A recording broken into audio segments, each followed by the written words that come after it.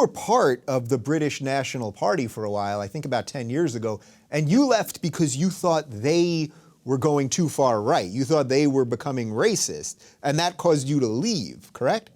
No. So what happened was that was when I spoke about the Beslan school massacre, which when I was 21, I started looking online to find who's talking about these things. And there was only one group talking about them. They were called the British National Party. I joined the British National Party on the 12th. They had a meeting. So I went along to the meeting and I joined in that meeting in my hometown. Mm-hmm. They then set up a second meeting where we were going to bring our friends. When I turned up with my friends to the second meeting, they said, he can't come in. He can't come in. It was the black lads. Which these black lads are English lads, yeah? They're my best friends. So they said they can't come in. So I said, what do you mean they can't come in? And they said, non-white people can't join the British National Party.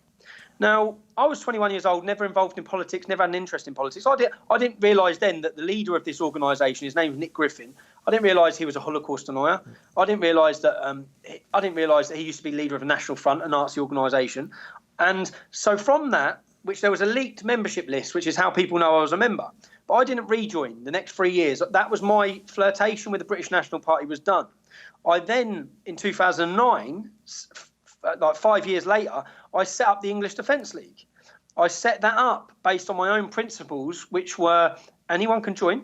We actually went on to have a Sikh division, a lesbian and gay division, a Jewish division, anyone that's affected by these problems, because I've grown up in a town where I don't care about other cultures. I don't care if you're gay. I don't care if you're straight. None of that bothers me. Mm-hmm. Yeah? My problem is with this radical ideology, which is going to cause us all serious problems. But I then did leave the English Defence League as well. Yes, I left in 2013. I left because I found that a lot of my time, the majority of my time actually, was not spent trying to tackle the issues. It was spent trying to keep backward, inbred, far-right Nazis out of the movement. Right, so that's a really interesting point, and I think it sort of illuminates your story a lot. So to be clear, you left one party because they didn't want black people, basically, in their party. And then when you started the EDL, where you had plenty of people from all walks of life joining you, you ended up leaving that too because it went too far right. So when people paint you as this ultra-right nationalist, whether they agree with all the other stuff you're saying or not, it just isn't true from any estimation that I can see. Anyone can spend 5 minutes on Google. You can go to these ultra-right-wing Nazi nationalist organisations and see what they think of me. I get just as many death threats from them. I'm known as the real far right. See, what happens is I get called far right, but I'm not. The real far right in the UK, I'm a Zionist stooge. That's what I'm known as from the real far right. Of course. Yeah, of course. So real quick, though, on when you left the EDL, that was facilitated by Quilliam, which is Maajid Nawaz's organization that's trying to foster coexistence. I've had Maajid on. I hugely admire him. Can you just real quick explain how he helped facilitate you getting out? I was leaving the organisation anyway. So I was leaving. I'd made the decision I was leaving. I then met Maajid Nawaz. I'd known of their organisation and some of the work they'd done anyway.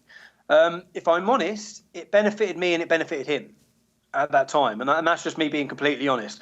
I then spent some time with Quilliam, who are seen as reformist Muslims. What I realised then was that many of them are, if they're honest, are apostates.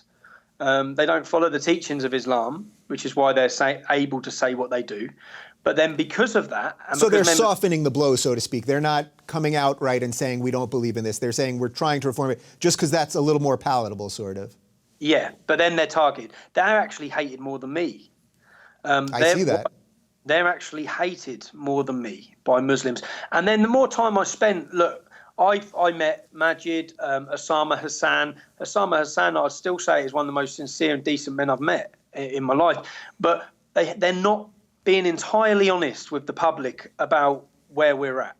I done some training in there, and I was taught that when we talk about Islamists, so the acceptable word now is that we're against Islamists, we're against Islamism, yeah.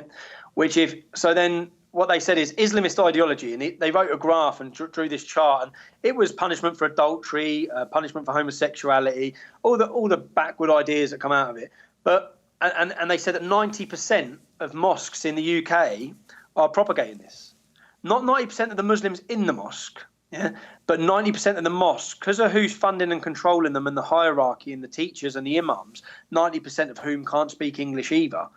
Then 90% of the mosques are propagating Islamist ideology. And they had Islamist ideology under false Islam. And then they had true Islam, which they said 10% were. But I said, I have a huge problem with this, because if 90% are propagating this in the UK, that's true Islam. I get what you're trying to do, and I wish you every success in trying to change this. But we've had 1,400 years of history that shows it hasn't changed. You're fighting a battle now where, and I asked them, when the last time I saw Osama Hassan, I said, how many people have you converted to your liberal form of Islam this week?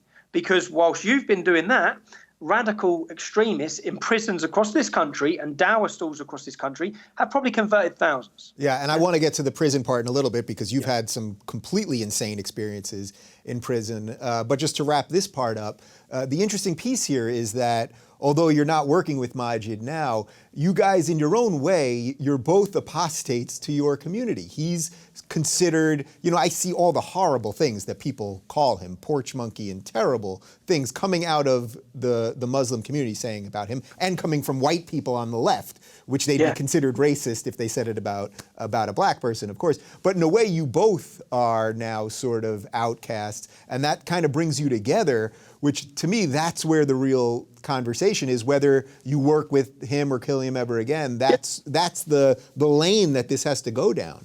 The conversation's there, but this isn't a time for conversation. It's like, if we could rely on Muslims to solve this problem, I'm at the opinion now we can't, unfortunately. I think I spent 2 years floating there with different groups and talking to every moderate Muslim I'm introduced to. Just tomorrow night in the UK, there's a BBC Radio 4 programme, and I went last week because I travelled around meeting Muslim leaders again. And when I met a counter-extremism, counter-terrorism, hailed as the most moderate of Muslims you can get, when I sat down with him, I said, will you please condemn punishment for apostasy in the Islamic states? Whether that be in Saudi Arabia, just anywhere in the world, please condemn it. He wouldn't do it. I said, you can't even condemn that someone has the freedom to think. You can't even do that. He goes, well, we're not there. I said, that's not hard. It's not difficult. Either you want people to be punished for thinking a different way or you don't. And this is another Muslim that's hailed as the most moderate. And to be honest, I can't say I've met one other than Majid Nawaz, other than some of the Muslims in Quilliam. Other than that, all the Muslims that I've met, and I've pushed them on questions, I found out that once I've scratched underneath the surface, actually they hold some quite abhorrent views. They do. Yeah. And if it was time if Muslims could solve this problem, then the combined military force surrounding 50 to 100,000 ISIS soldiers or ISIS militants is up to 5 million Muslims, combined military force, and they've done nothing, and they're not going to. So we have to do things now. We have to enforce laws. We have to push agendas that are going to make sure that we're secure and to make sure that we are not just secure but stable in the future. And we can't rely on Muslims to do it.